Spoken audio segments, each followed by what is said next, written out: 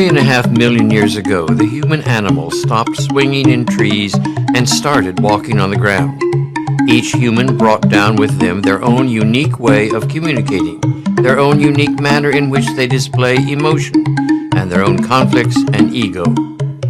With 8 billion of these human beings walking around the same earth, you may have a strong, compelling urge to run back up into the safety of the trees. But don't. Instead, learn. Learn how to live among the humans.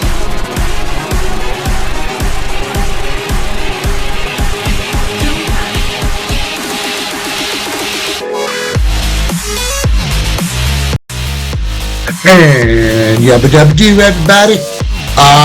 Welcome to another video on interpersonal skills. Today we are going to be talking about interpersonal relationship types. Mainly I will be concentrating on 3 things in this video. Online relationships. Are they good? Can you find love online? Next, I will bring us into friendship. What is friendship? Why do some people have 20 friends? Others have 3. Others have none. And why do we always leave our friends once we get a girlfriend or a boyfriend? And then finally, I will tell you about the 5 different types of love. Not every love is the same.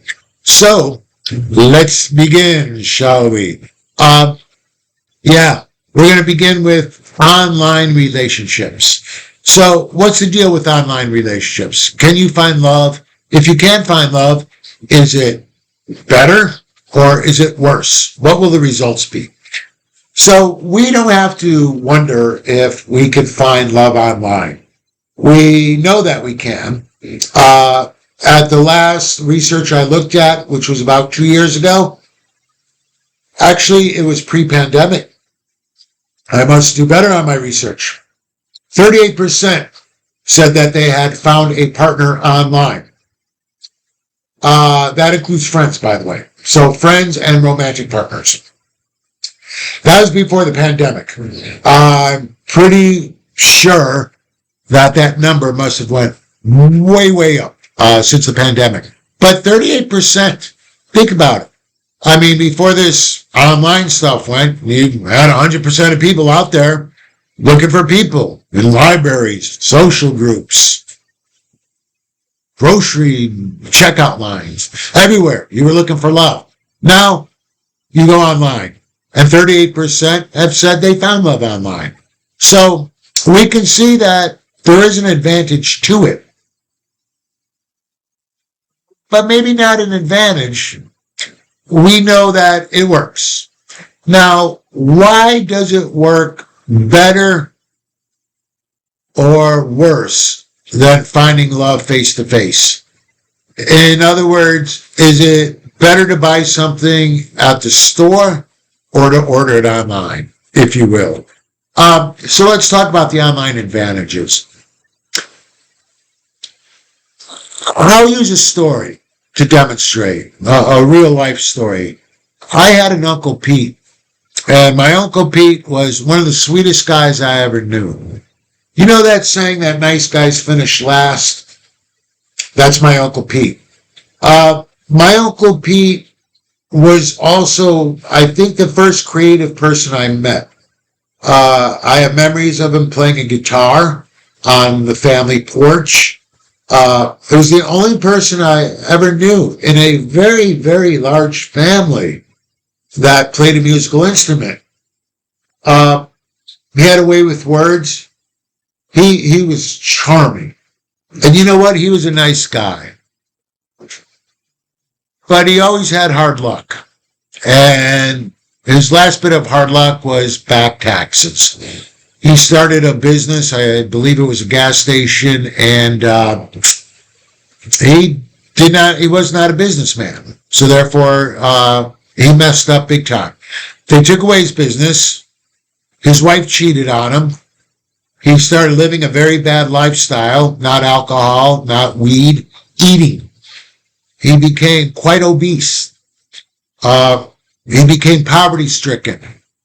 We now see my Uncle Pete in a small, poor apartment in a neighborhood where even if he could leave, which he can't because he is too heavy, would not want to walk the neighborhood to meet people.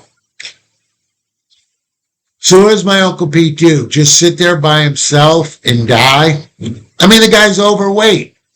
You know there's an odor to him. You know there's an odor to the apartment.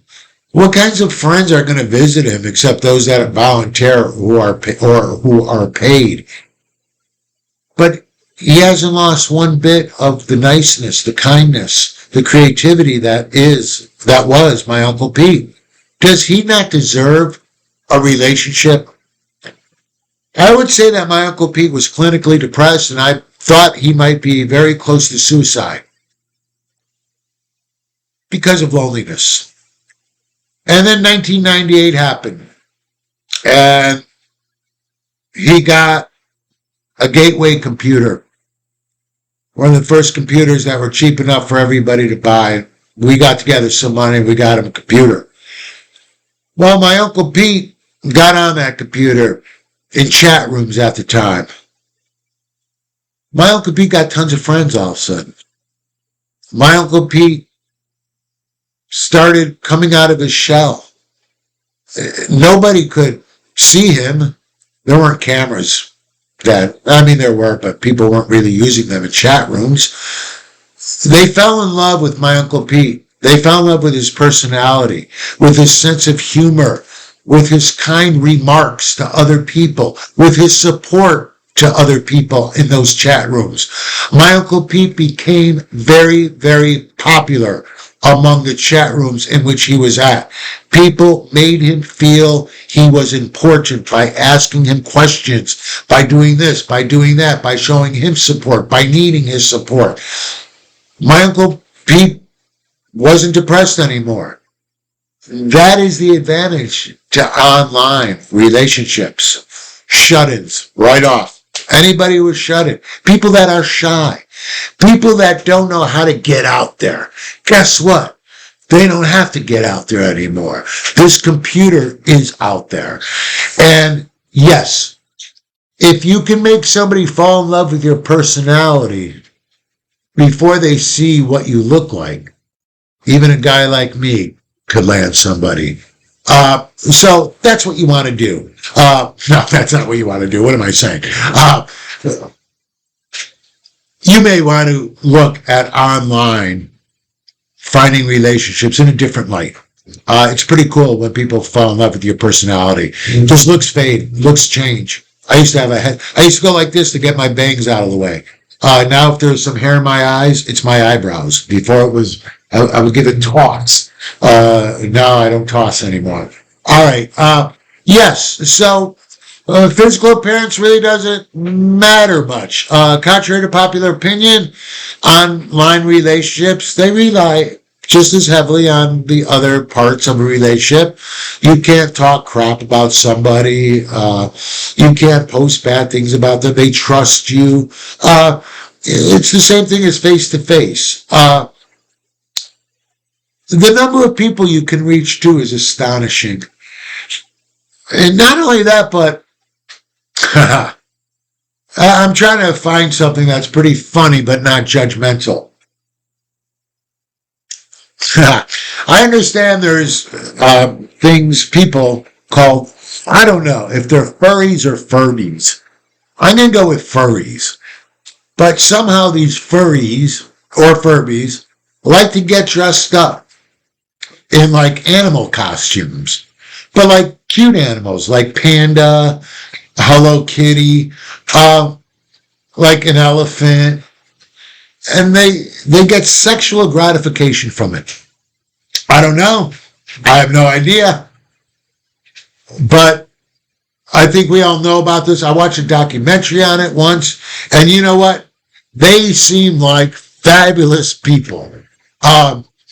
They're all laughing. They're all having fun.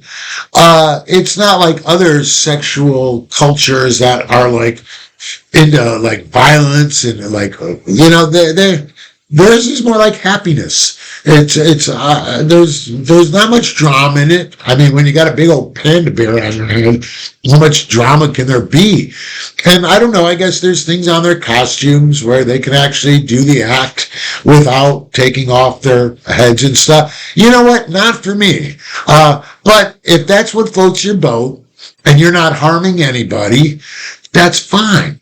But where does somebody who's a furry or Furby, where do they find another fellow Furby? Well, before computers, like, what do you do? Walk into a party and, like, kind of walk around and go, Furby, Furby, and see if anybody looks. And if you go, Furby, and somebody goes, you like look at them and go, Furby? And they go, yeah, panda head. They go, yeah, hello, kitty. And you make a connection. You're not going to be able to do that at a party. You're not going to sit there and go, Furby or furry, whatever the heck it is. But online, Furby's near me. Furries looking for relationships. It's there. It's harmless. And you can meet anybody, whatever you're into. There's somebody out there. That's a huge advantage. Maybe that person who couldn't find that person, maybe they would be doing, I don't know, transgressing that behavior in some other. Listen to me, I'm getting lost on my vocabulary. They're going to manifest this analytical behavior in a different, deviant way. I don't know. All I know is, if you're looking for a Furby to love, you can go online and find them. It would be tougher to do in real life. So, that are all the advantages. What are the disadvantages? There's only two. One is deception. I mean, what, I got to teach you this? Just go watch Catfish or whatever that show on MTV is. It's excellent.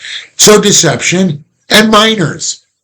Yeah, minors. And I'm not saying you're going to go online as an adult for looking for minors. And you're going to pose as a minor, chances are a minor is going to pose as an adult and communicate with you. It doesn't matter. Either way, you are going to be in trouble. So two big disadvantages. All right. Let us now talk about friendship. Friends, how many of us really have them? Yeah, friends. Friends are a weird thing to speak about. And why? The reason why talking about friendship is so difficult is because I first have to convince you that we don't want friends. And I also have to convince you that most of our friends that we've had weren't really our friends. So that's a pretty outrageous statement to make, that we don't want friends. And that the friends that we had and that we have aren't really our friends. Never were. That's a hard thing to convince you about. But bear with me. First of all, we don't want friends. We need friends. We need friends. And I have a list of the needs that we need. It's called friendship needs.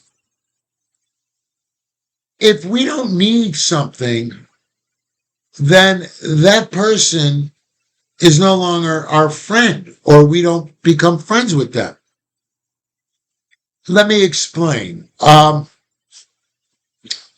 had a friend named Jay, and me and Jay met when I managed the Tony Roma's, and Jay was a bartender, and we hit it off very well. Jay was with me when I was doing stand-up comedy, and Jay was a great photographer. So Jay actually did my headshots for free, and Jay, he came and he would videotape my shows. And Jay, when I left Tony Roma's, I brought Jay to where I worked. So I gave Jay jobs, bartending jobs, and I gave Jay whatever schedule he wanted, and I probably gave Jay the money-making parties as opposed to the ones where you weren't going to make much of a tip. Me and Jay never spoke about these things. It was our relationship. He'd come over to my house. I'd go over to his. I would love going over to his house. He gave me very creative ideas on videotape. He loved having me over because I was funny as hell. We had a great friendship. Jay moved out to LA so Jay could be a full-time photographer. And Jay's very successful at it. He has his own studio and he has expanded into painting. And I would go out to California every 6 months. I'd go out to LA, and every time I'd go out there, before I went out, a few days before, I'd call up Jay and say, "Hey, Jay, I'm coming out." And Jay would say, "Great. Call me when you're in your hotel. We'll meet for lunch." And me and Jay met for lunch about 3 times. So I would call him and say, "Jay, I'm coming. Call me when you're in the hotel. I'm here. Let's have lunch."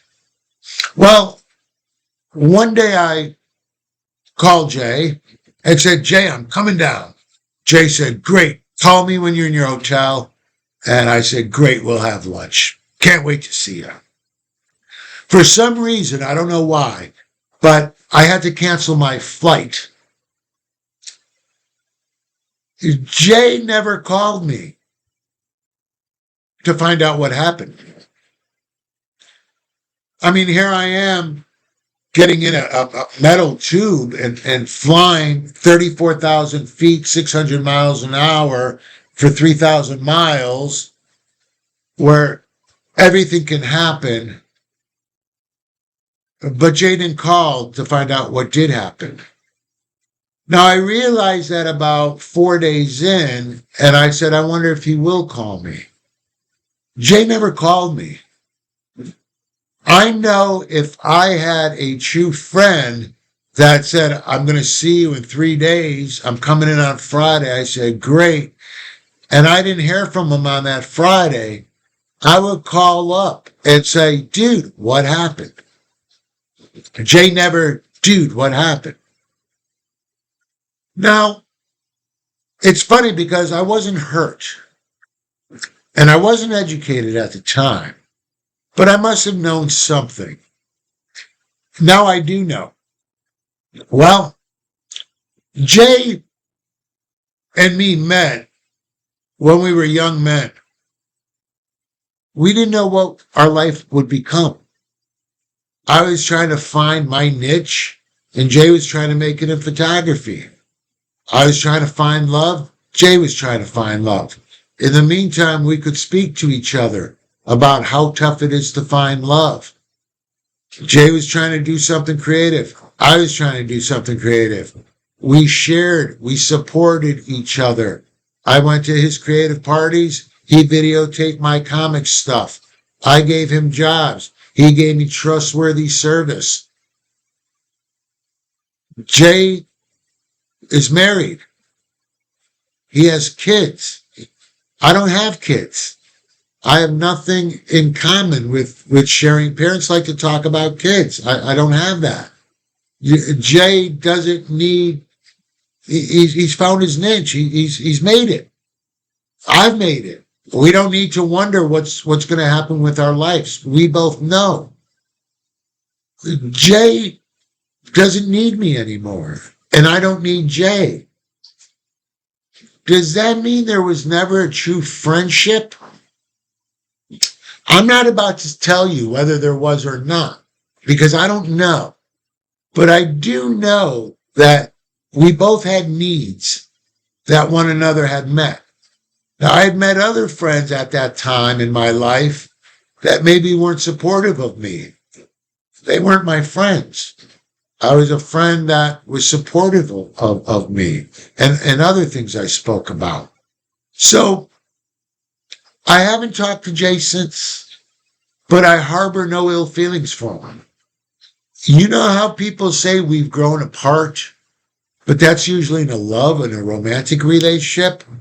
Me and Jay, we didn't grow apart, but we don't need each other anymore. I used to be a guy who had nightclubs. There was one time I had 280 messages on my answering machine asking me to put them on the list. You know that door list? So people didn't have to wait on the red ropes? Yeah, I was inside, but I could come out and say, let them in, let them in, let them in. And I would see the list an hour before we opened, and I would add names to it. I had my own list, and those people got to fight through a crowd of 100 to get into this beautiful nightclub. Yeah, I think 283 messages, and they were all from my friends. You know what? Once I got rid of that nightclub, I had no messages. No messages. But they were all my friends, weren't they? Turns out I had a need I had something that they needed. Entrance into a nightclub to look like a big shot for that night with whoever was on their arm. So, as I tell you what these needs are, you should think to yourself, kind of like I did, understand that Jay didn't betray me. I mean, it would have been nice if we could have talked about it, but who wants to talk and say, I don't need you anymore? But it was under the guise and the concept that he was my friend, a true friend, and that I wanted him as my friend, as opposed to I needed him as my friend. Since I've had that totally clarified, there's not a problem. Just like at work. When a coworker would do something that was negative to me, I was hurt because how could a friend do this to me? But coworkers aren't necessarily my friend. But because of the Mary Tyler Moore Show, in which it is noted in 1970, this was a show, though others have taken place, but it primarily, where other shows took place in family rooms and had occasionally the person going to work, Mary Tyler Moore was centered around the workplace. And everybody who was her best friends were also her coworkers. And even her friends outside would visit her workplace and know the other coworkers because they were all friends. Once I realized that my coworkers aren't really my friends, they're my coworkers. But the media has told me that coworkers are my friends. Here's the deal. As a youth, you never chose your friends. You never picked your friends. Your friends were picked for you. That's another thing that I have to deconstruct. Your best friend in kindergarten, it had nothing to do with you. Because if your parents would have sent you to another kindergarten, you would have never met your little best friend. You would have had another different best friend. And they tell us very early in kindergarten, these are your friends. No, they're not. They're my fellow students. And then when one of them bully us or do something negative, we're so hurt. Because how can a friend do this to us? And we know they're our friends because our mom told us, invite your friends from school. In fact, some schools have it where if you're having a sleepover or a party, you have to invite everybody from your class because everybody's your friend. I come from a place where there weren't too many kids running around. Artie Geppett and Brian Danielson, I was told, were my best friends, and I believe they were my best friends. But they were 2 years older than me, so they bullied me a lot. If we were doing go-karts, I was the one who would have to push the go-kart. They weren't all that nice to me. I remember going over to their house a lot, not them going to my house. But my parents kept insisting, go see Artie, your friend. Now that I look back, I consider them my best friends. Now that I look back on it, they were awful friends. They weren't my friends, but I needed somebody to play with. And at times they needed somebody to play with. So not only were we told they were our friends, we needed them to be our friends. So there's two things going on here. We got our needs. We're confusing that we want. No, we need. And we also have that we chose our friends. No, We really didn't choose our friends. And I've had students really say, no, I've got this friend. When did you meet him? Oh, when I was 17. Were you still living at home? Yeah. If your parents left home, if they moved out to LA, would you be able to afford New York? No, I'd have to go with them. All right. So they will no longer be your friend. Oh, no, we'll stay in touch. All right. Well, you learned about proximity. Remember, we just had that the last thing, and long distance relationships. And yeah, okay, they'll be your friend, but we'll see how long. So once we get those things working, there are villages, there are small villages where you're involuntary friends because you're from the same village, you're friends. That's not how it should work. Some of these people are not really truly your friends. They won't show you the behavior of a friend when the chips are down. So let's talk about, so as far as choosing your own friends, yes, you did not. But now you can start choosing your friends. But you still might have to choose friends based on your needs. Once you're an old person like me and all your needs have been met, then you could be very stingy with your friends. We are now learning. We are now learning the fallacies, the myths, the ridiculousness of when people say, well, old people have a hard time making friends. No, we don't need friends. We have all our needs met. This is why when somebody gets a new girlfriend or new boyfriend, their friends go, oh, as soon as Mark got a new girlfriend, he doesn't need us anymore. He's not our friend. Yeah, you're right. I don't need you anymore. I'm getting all my needs met by Sheila and a little extra. But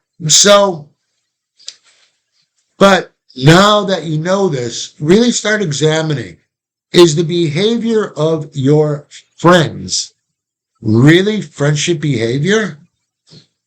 If so, if you need them, hang on to them. But try to meet your own need and not have to have friends meet your needs. So let's talk about these needs. The first one is called utility. Utility is, what utility means actually is a utility company gives you something. It gives you a resource. A utility is something that can be used. In fact, sometimes this is one of the first needs we have. We find out that the kid next door has a swimming pool. Guess what? We're now his new best friend, aren't we? And then in the winter, we're not all that friendly, no. But come May, oh, Tommy's my best friend again. Yeah, these are called fair weather friends, by the way. Yeah, the utility. I need a pool. Little Tommy's got one, so I'm going to be Tommy's friend. As you grow up, you got to recognize these friends. Like instead of little Tommy having a swimming pool, little Marky had a club. And come season, people want to be on the list. But when Marky doesn't have the club, just like little Tommy doesn't have the pool in the winter, the friends dry up. Start to recognize this. Also, listen, recognize that people are doing this to you. Now, we do need this, by the way. We do form friendships. So I'm not saying don't, if somebody's using you or you're using somebody, get rid of them. You need this. Me and Jay, we needed each other. Otherwise, we would have went nuts. But instead, we sat in our poverty apartments in East Village, the Lower East Side, not even the East Village, the Lower East Side, and we would both ponder a better day. And when that better day came, we didn't have to sit in that darkened basement apartment. By the way, I'm not exaggerating too much. Many friendships start out this way. It's a good way. Networking. Isn't networking where you go to network social things? Oh, I'm going to make new friends. No, you're not. You're going to make new contacts. A friend may come out of it. And I've had friends who've used me for the club, and we are still now great friends. I've had bartenders. One of my best friend is Raj. He's down in Texas. I told him about Jay, and he said, wow, the other day some guy was supposed to visit me. He didn't show up. I called him. I'm like, yeah, you're the guy, man. So Do I still have anybody that I use as a friend? And I got to admit, when I was working for when I was trying to get hired by the English department, there was a gentleman I thought would be good friends with.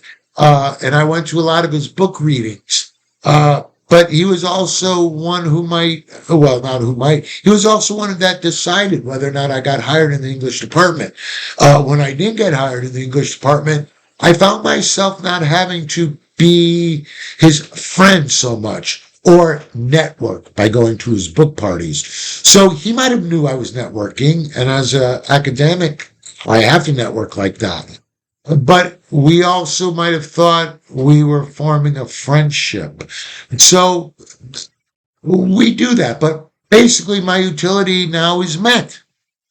By the way, why I'm saying about whether my stuff has been met or not, because I'm going to show you, I got maybe 2 close friends. That's it. And I think it's wonderful. And at one time I thought, unless I have 10 great friends, something's wrong. And by the way, I just read an article where the loneliness for men, God, I should find this article. I know, I'm going to put it on pause. Hang on 1 second. Yeah, here we go. This is the paper, Toxic Talk, blah, blah, blah. It's about how boys are failing. But, yeah, I could talk about that forever. Instead, I want to talk to you, about this research. The researcher found that only 27% of men have at least 6 close friends, half as many as do in the 1990s. And 15% said they have no close friends at all. So 27% of men, only 27% have more than 6 friends, close friends. And 15% say they have no friends at all. Now, this ain't necessarily a bad thing. In this article, yeah, it was a bad thing. But you're getting to the point where maybe you're getting to understand where I'm getting at. The more secure you are, you can meet your own needs, and you don't need those friends or even those false friends. So that's why I'm using myself as an example. But for utility, I don't really need anything much more in life. I don't need anybody's resources. I don't need to get into anywhere. And if I do need knowledge about something, I ask Sheila, my girlfriend. I do have one of my 2 close friends, and I know right now, I've been thinking, I only have 2 close friends. My one good friend, I think even without the utility, because at many times I don't need him and he doesn't need me, but we still talk to one another.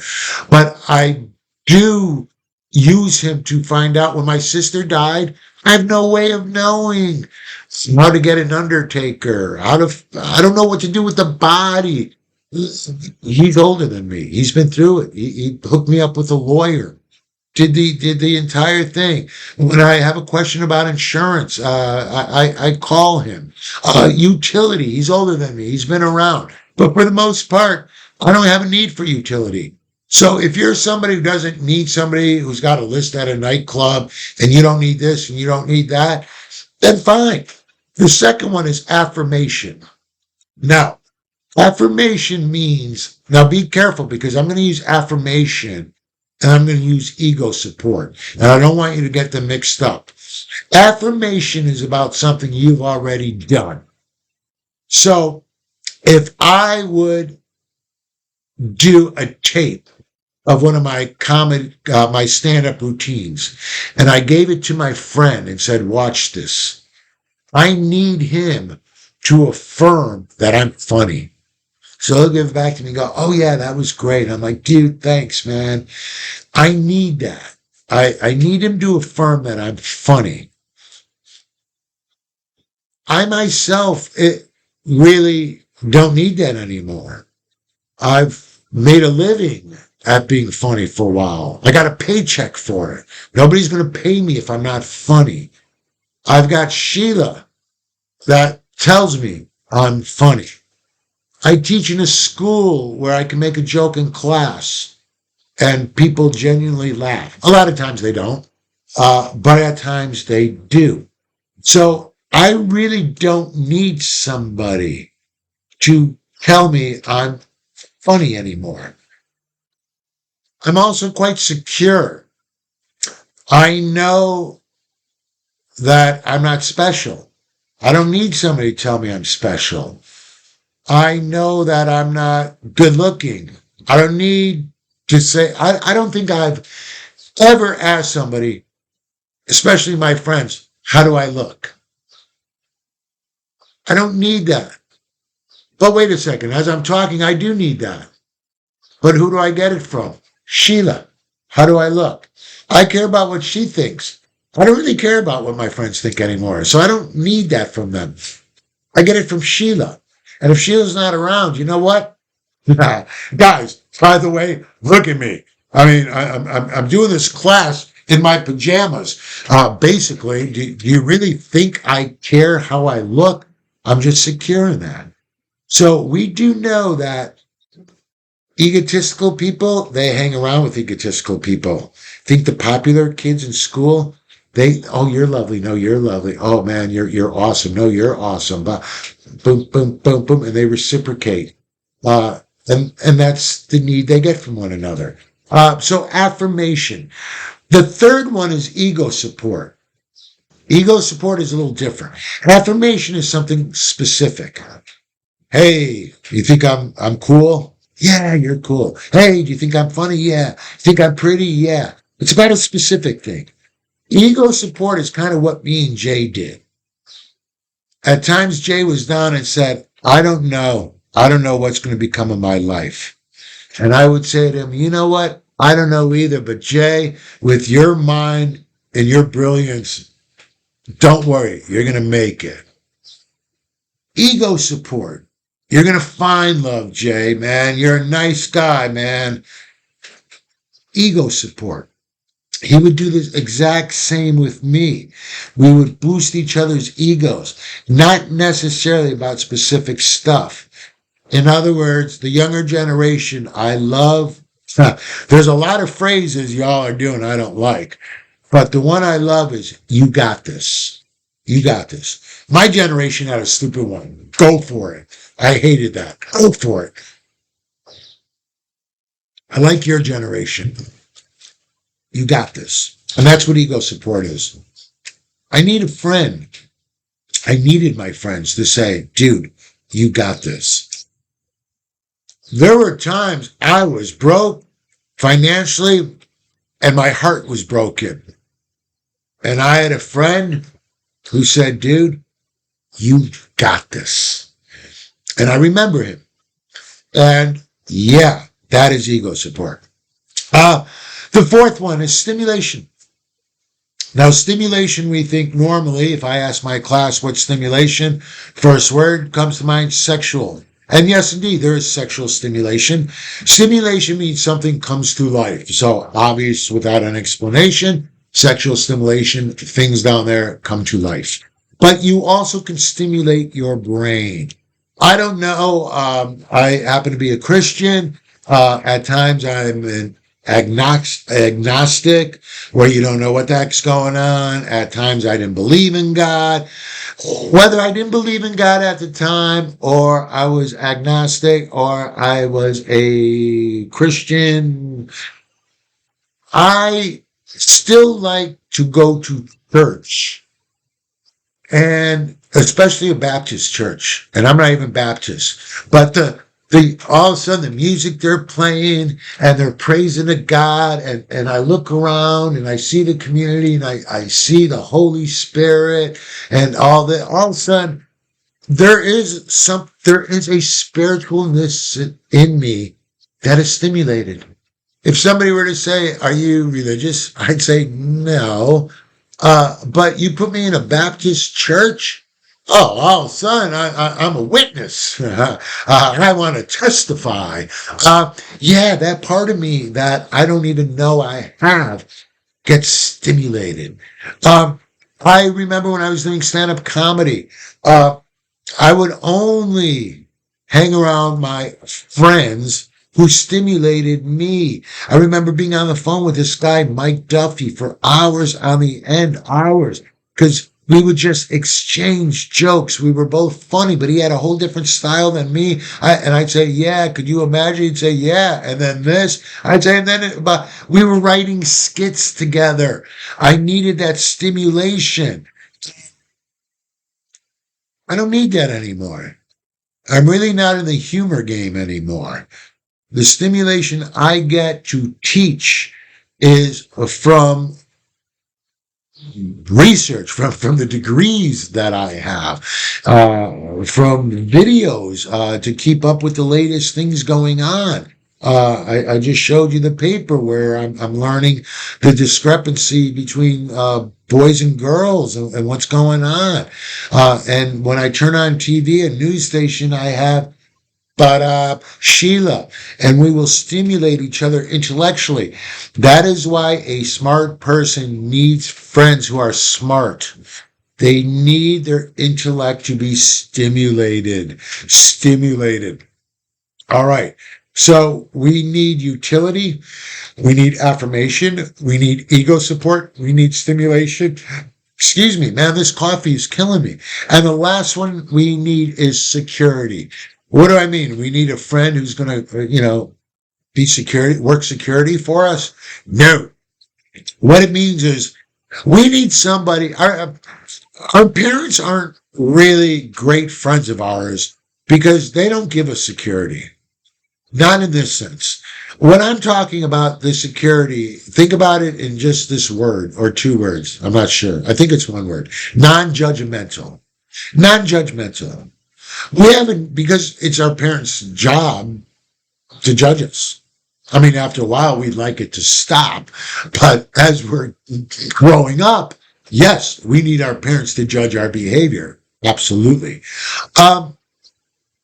Now, security, we have a need to find friends who are non-judgmental.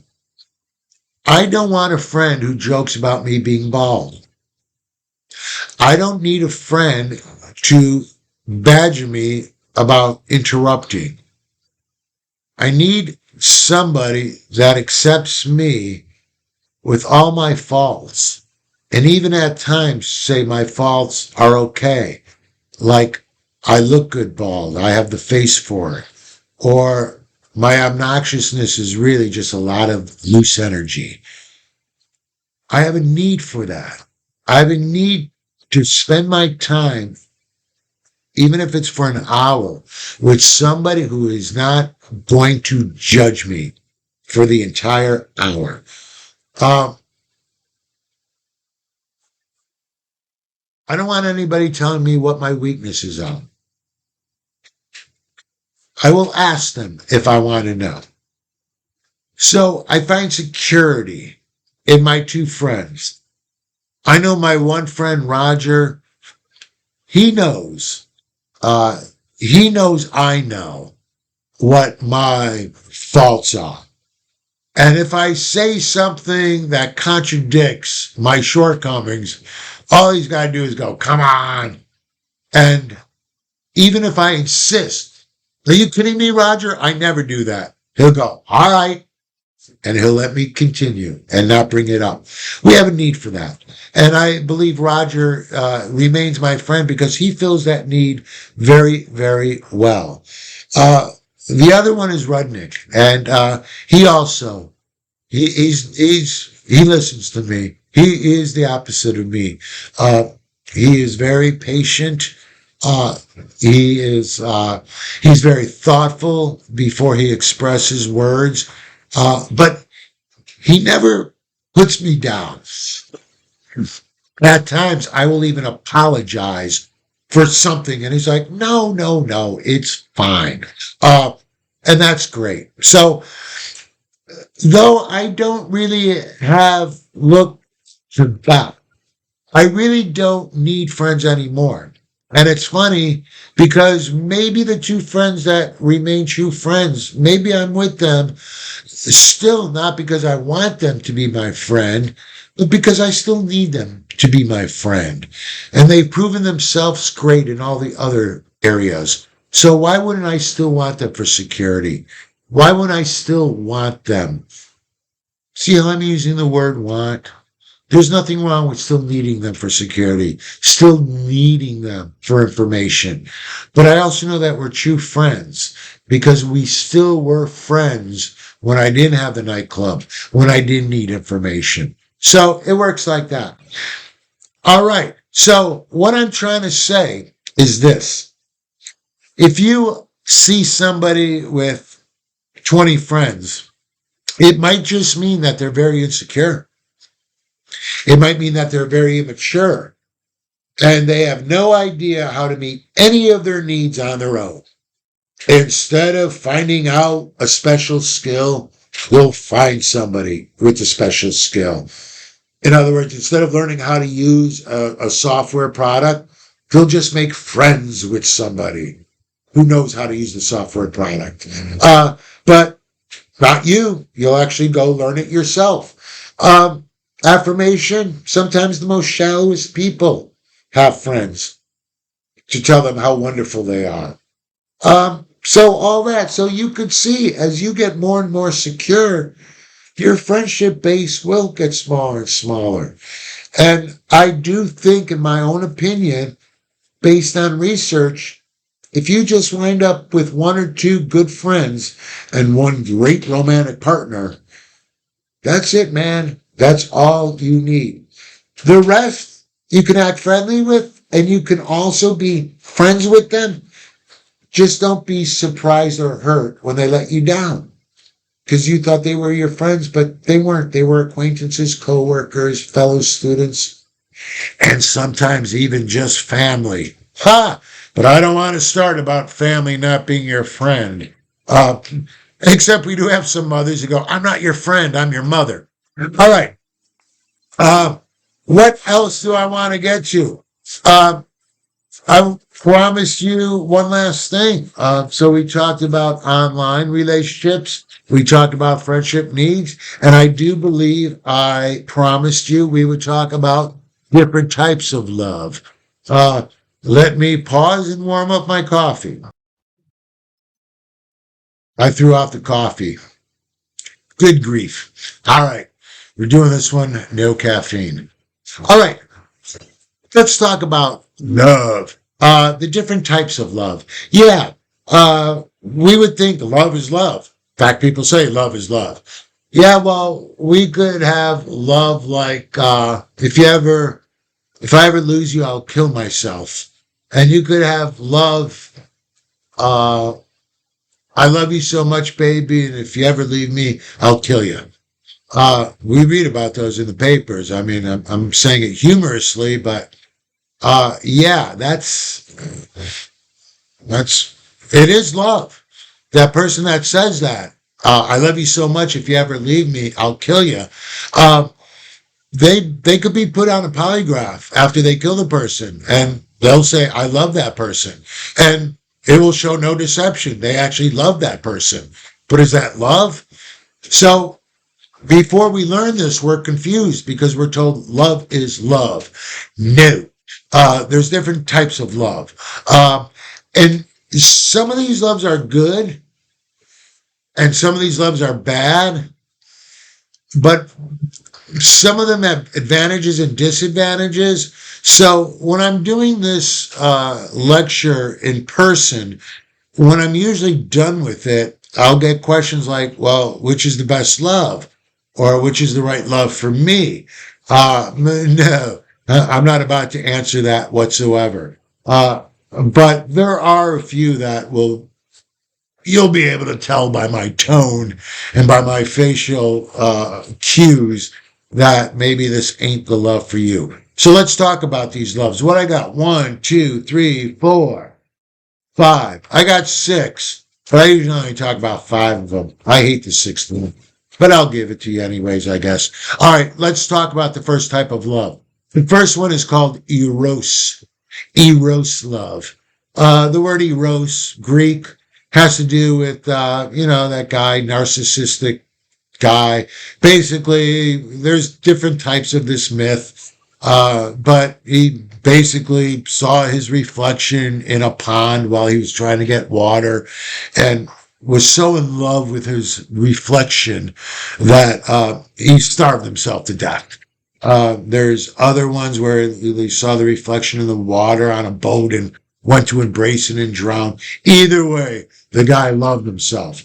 So eros love is based on beauty and sexuality. So as I go through these different types of love, see if you are a victim of one of these types of love, and then figure out whether that's the kind of love you want to go with.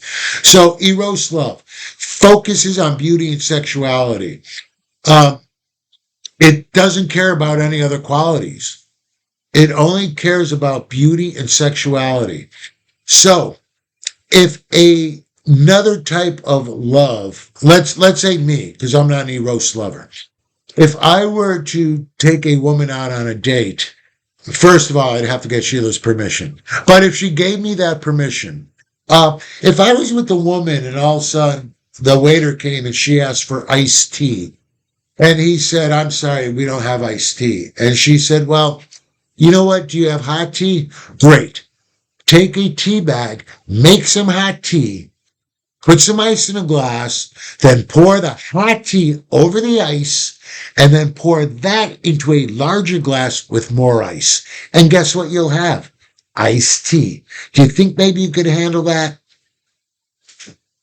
If she spoke to the waiter like that, as the waiter went off to make her iced tea, I'd say, "Excuse me, we don't need the iced tea. Here's $10 for the breadsticks. Thank you.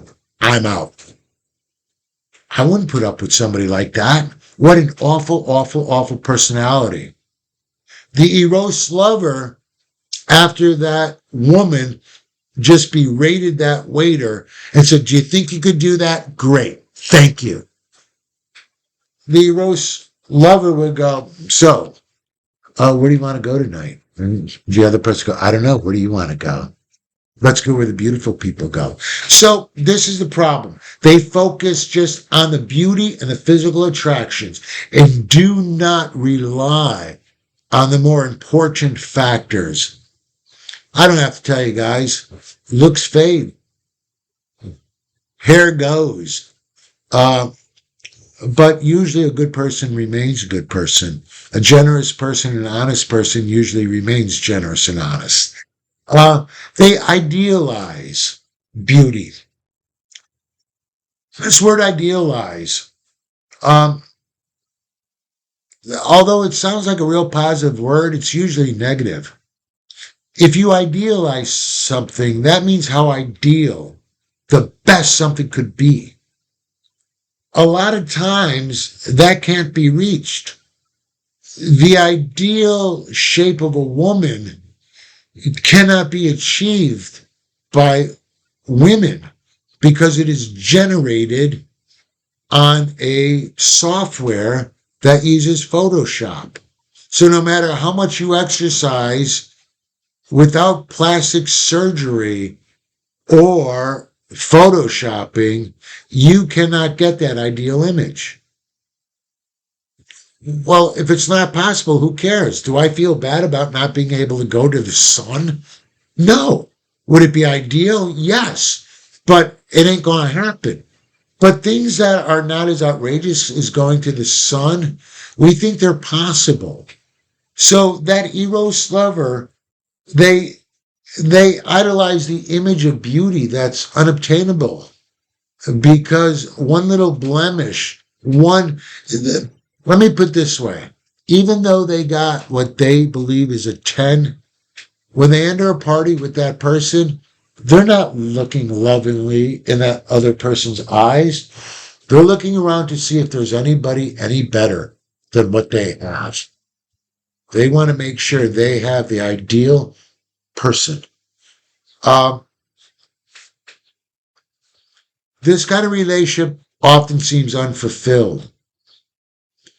You know, when that person's not looking their best, they're sitting in their boxer shorts, not looking all that sexy.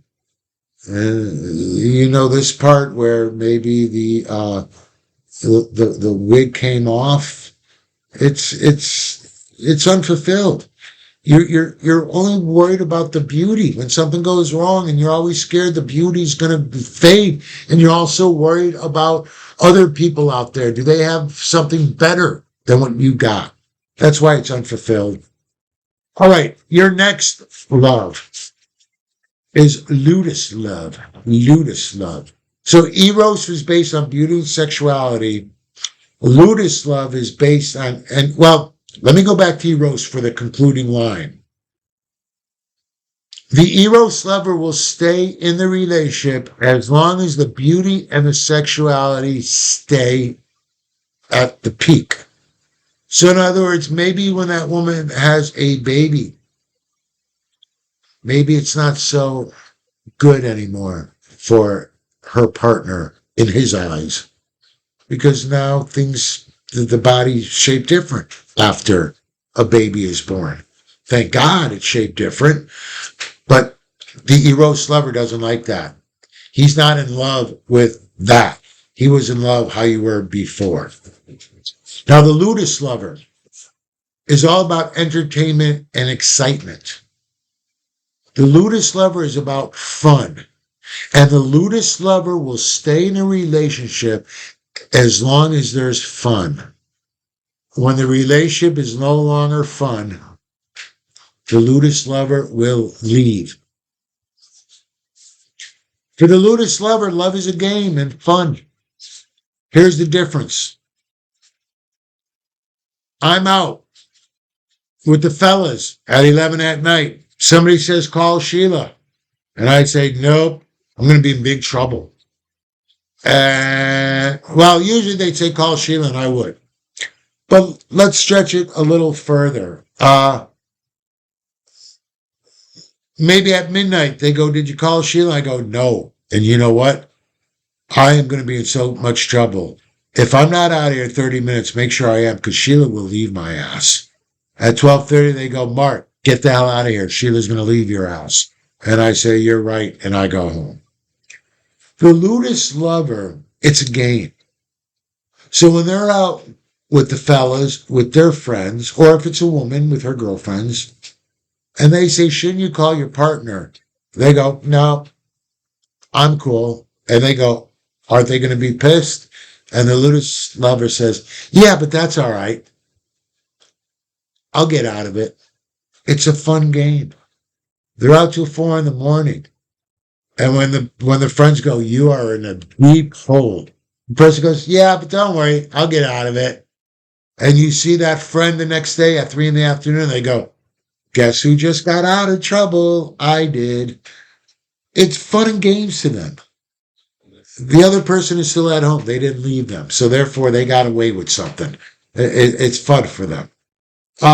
This is kind of immature love, by the way. Love isn't to be taken seriously. It's not. They'll stay with the partner as long as that partner is fun and amusing.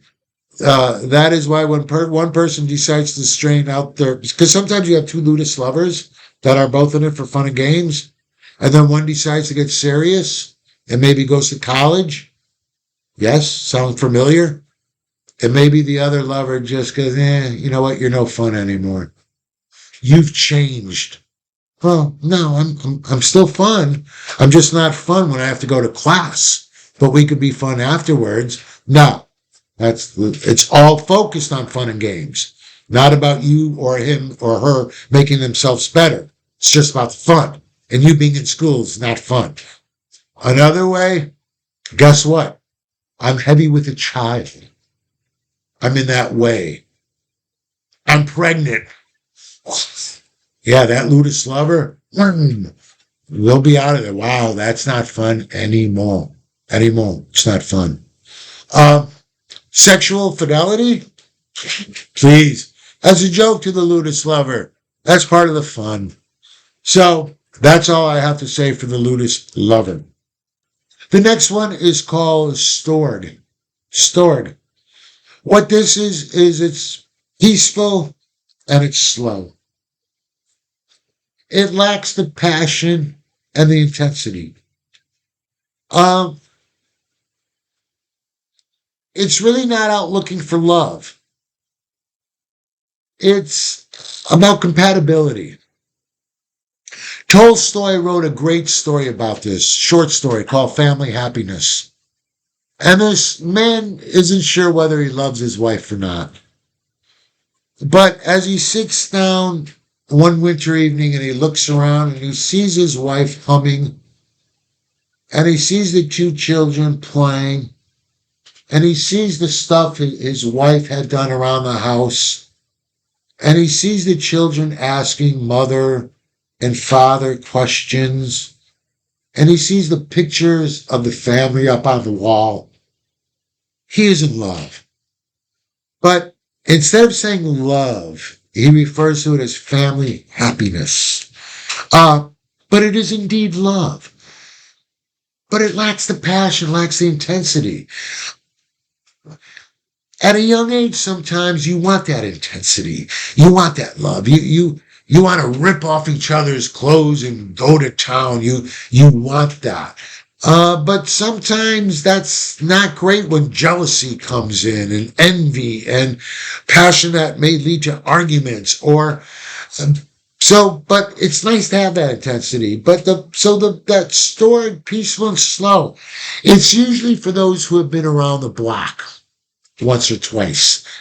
So this time, if Sheila were to leave me, whether it be by nature or by choice, I would take it slow, and I would look for somebody that enjoys kayaking, enjoys nature.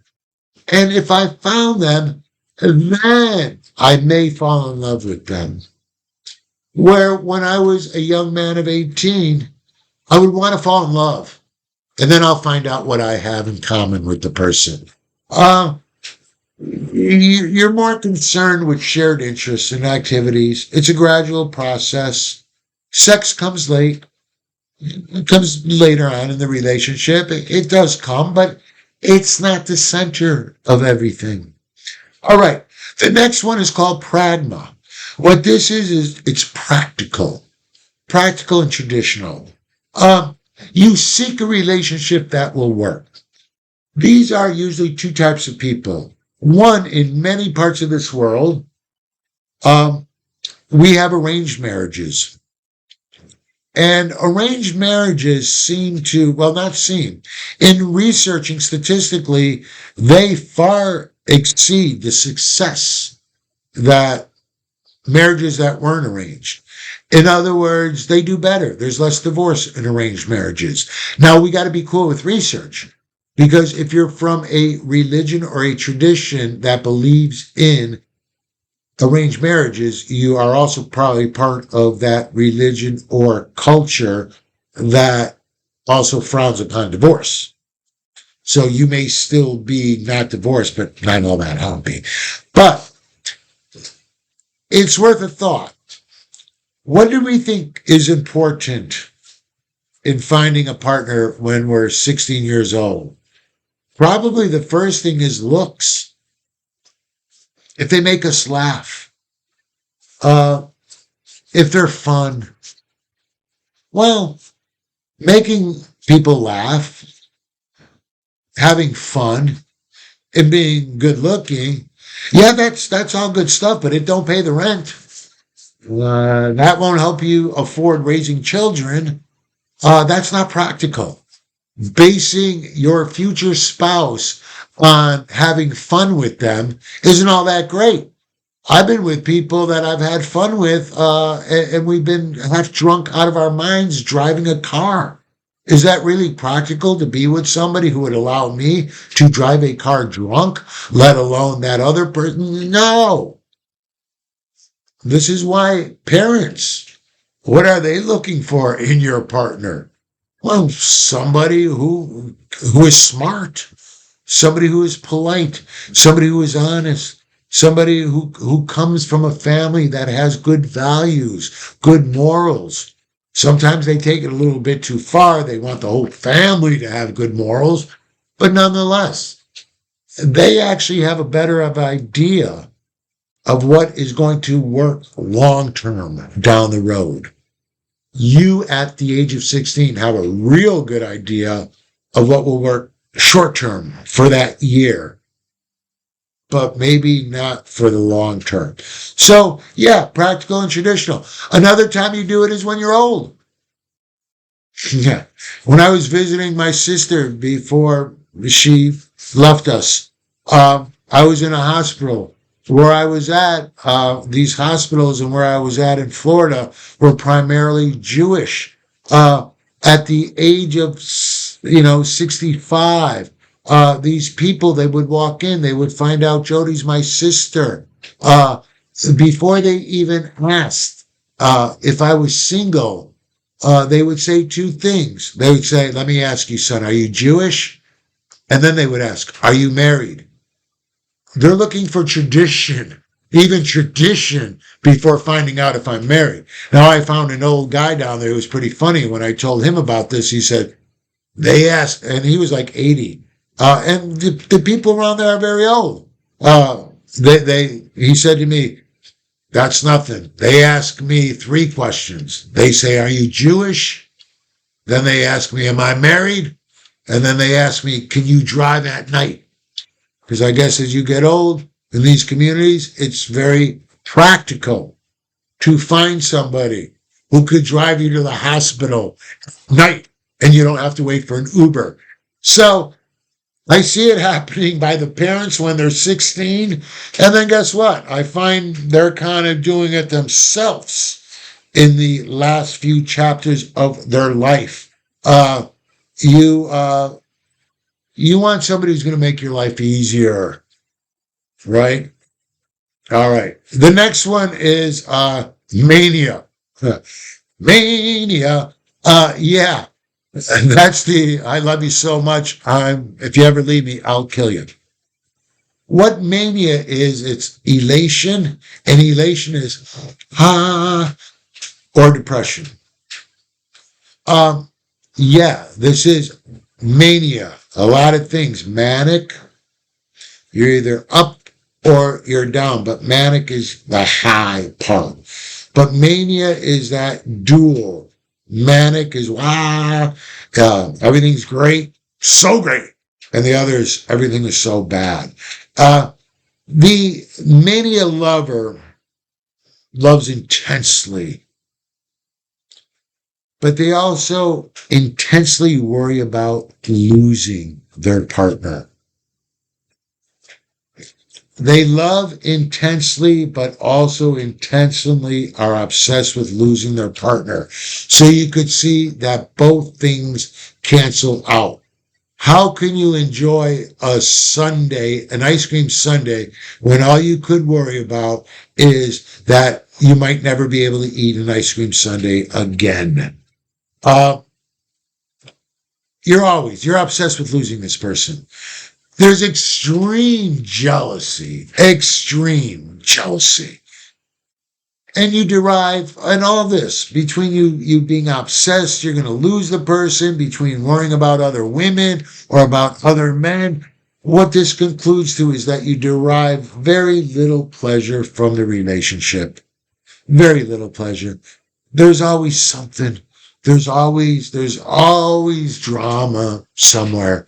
And some people go, well, that's good. No, that's bad. And you've watched enough of these videos to know why it's bad. All right. That is all I have for this. And we are on 55 minutes. I have something else because I mentioned I told you I'd tell you about that sixth love.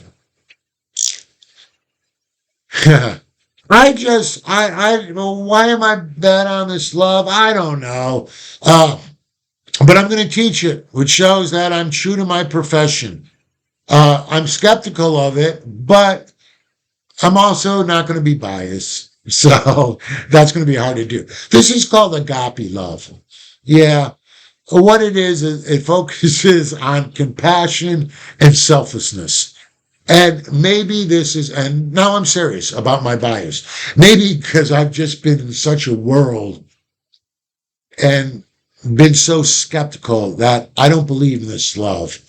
But just because I don't believe in something doesn't mean that it's not a fact. I don't believe in many things, but I don't say that they don't exist. Just for me, I don't really believe in them.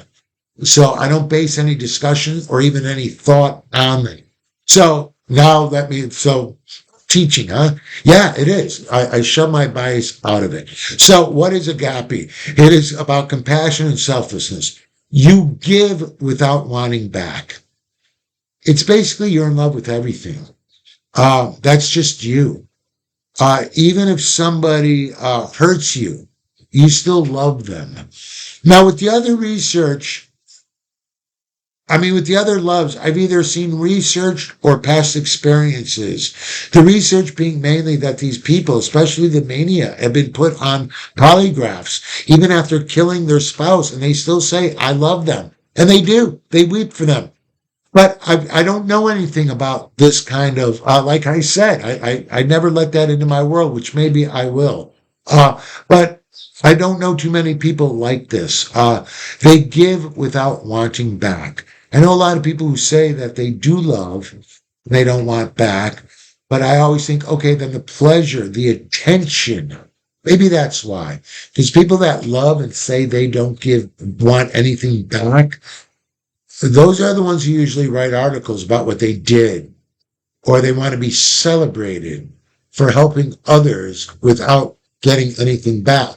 Well, you did get something back. You got the recognition. You got the hero status.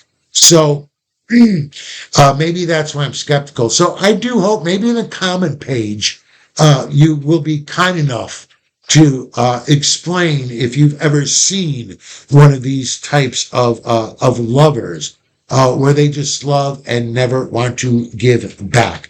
It sounds foolish to me, but maybe you can teach me that it's not as foolish as I think it is. All right, that's it for this. Next video, I will be talking about jealousy and violence. And some dark sides of the relationship. Dark sides of relationships. So we're going to talk about some of that. What do you do? How do you get out of a relationship without that person stalking you? How do you get out of the relationship without and still remain friends? Is that possible? So we'll be talking about that stuff. All right, guys. Wow, under an hour. So, do everybody have a great day if you are watching this in the morning. Have a great evening if you're watching in the afternoon. And if you are watching it at night, have a good sleep. All right, until next time. Thanks, guys.